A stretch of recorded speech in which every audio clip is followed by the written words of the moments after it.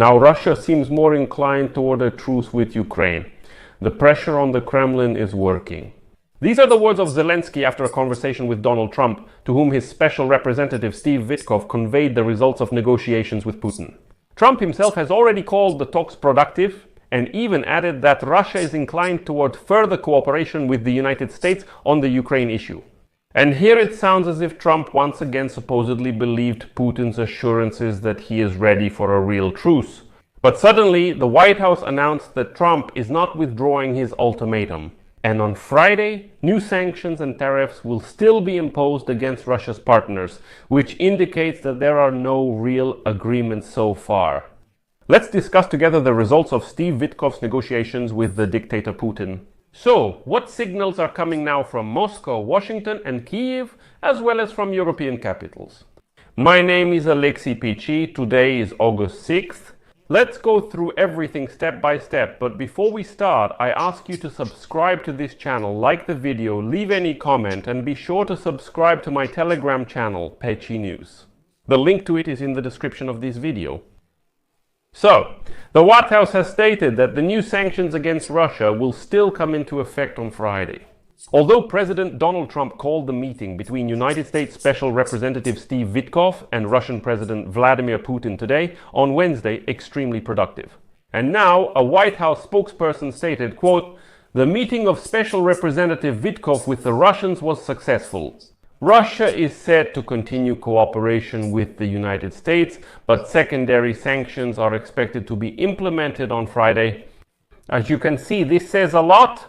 At the same time, Trump wrote on social media that great progress had been made, adding that he has already invested. He informed some of the United States of America's European allies. Although the European allies don't seem very enthusiastic because so far they haven't commented on this topic or made any statements.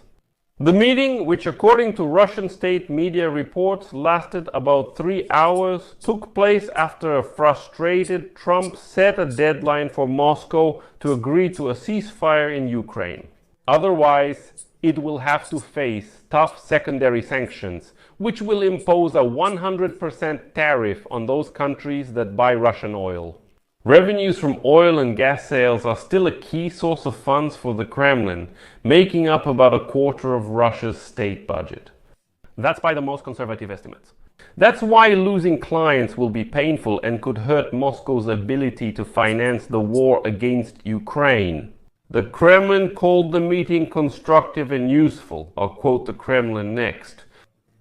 Putin sent certain signals to the United States regarding the Ukrainian issue, and corresponding signals were also received from President Trump. This is Ushakov's statement, and that's all for now. The Kremlin stated that it will release more detailed information about what was discussed after Vitkov passes all the information about the negotiations to Donald Trump. As you know, he is currently on his way back to the United States. The president of Ukraine, Volodymyr Zelensky, who spoke with Trump after Vitkov's meeting with Putin, stated that it seems Russia is now more inclined toward a ceasefire.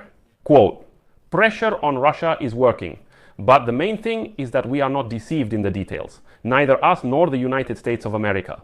Also, according to Zelensky, Ukraine has proposed to its partners to hold a meeting with the National Security Advisor in the near future to coordinate a common position and a shared perspective. Quote from Zelensky, "Ukraine will definitely defend its independence. We all need a long and reliable peace, and Russia must end the war that it started itself." And it's important to note here that Trump is becoming increasingly irritated because of dictator Putin's resistance to his peace efforts.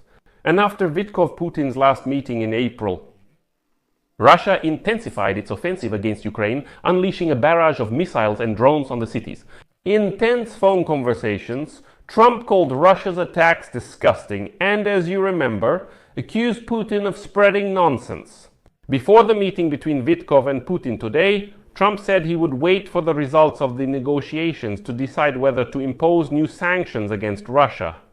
But apparently, things are not as smooth as the Kremlin, and by the way, Trump himself are trying to show. The thing is, according to a document published on the White House website, literally a couple of hours after the meeting between Vitkov and Putin in Moscow, Trump officially imposed an additional 25% tariff on India as punishment for importing Russian oil. Now the tariff for India is 50%. And here's a telling moment for you. While diplomatic negotiations were taking place in the Kremlin, Ukraine, unfortunately, was once again dealing with the aftermath of a series of Russian attacks across the country on Wednesday night. At least 6 people were killed as a result of strikes carried out by Moscow within 24 hours before Wednesday morning, including an attack on a resort in Zaporizhia. According to the Ukrainian Ministry of Energy, a gas compressor station that helps Ukraine receive imported supplies was also attacked during the night. Energy resources from the United States and Azerbaijan. The ministry reported that a gas transportation facility in the village of Novoselsky, located near the border with Romania in the south of Ukraine's Odessa region, was attacked by dozens of strike drones.